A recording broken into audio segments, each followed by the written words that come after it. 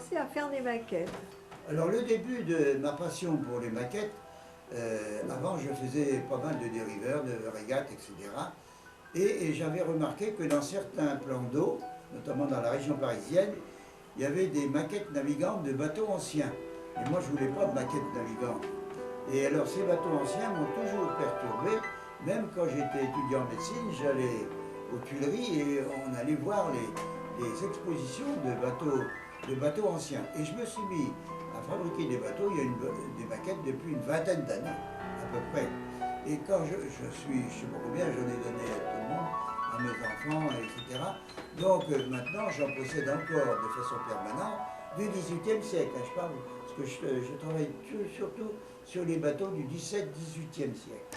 Le 19e, par exemple, j'ai fait le Belém, j'ai fait des bateaux beaucoup plus récents, mais c'est pas ma passion. Ma passion, c'est 17e, 18e siècle. Et donc le Sovereign of the Seas fait partie de cette période. Voilà, c'est un bateau le plus fameux du 18e siècle, un bateau anglais. Et pour le construire, c'est une œuvre d'art. L'enseigne de ce bateau, Sovereign of the Seas, avec mon nom, parce que, évidemment, j'ai interprété à ma façon certaines mesures anglaises pour les convertir en millimètres, et c'est pas toujours commode. Alors donc, eux, ils m'ont mis mon nom, parce que comme ça permet de me dire, bah, c'est Gramin qui s'est trompé. Pour me faire les voiles, après en troisième position, le fournisseur me fournit la toile et les plans. Parce que, étant donné mes mesures françaises, il faut que, heureusement que mon épouse ait fait de la couture, parce que c'est elle qui les coud à la machine.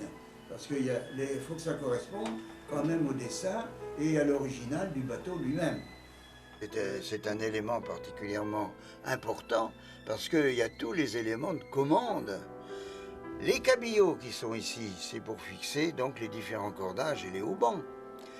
Les caillebotis qu'il y a ici, c'est pour assurer la sécurité et l'oxygénation du personnel qui est en dessous en train de manipuler les canons. Ensuite, l'installation des mâts. Alors les mâts, ici, c'est le mât Mycène. Sur les parties arrière, on s'en va de plus vers les cuisines et les habitations, les chambres royales. Les chambres royales. Sur la poupe, on aperçoit un élément qui est particulièrement décoratif, c'est la vigie derrière, au niveau de la poupe du bateau, qui est magnifiquement installée, et toutes les décorations qui sont obtenues avec des dorures sur la partie arrière du bateau, avec un système de gouvernail particulièrement efficace. Ici, un nom vraiment très connu à cause du film, Les Révoltés du Bounty. Le Bounty est un petit galion, mais du XVIIIe siècle.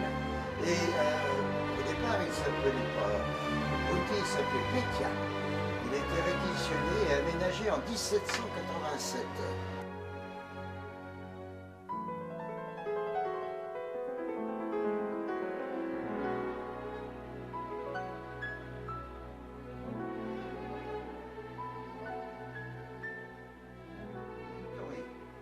Il a été mis à flot le 7 mai 1765.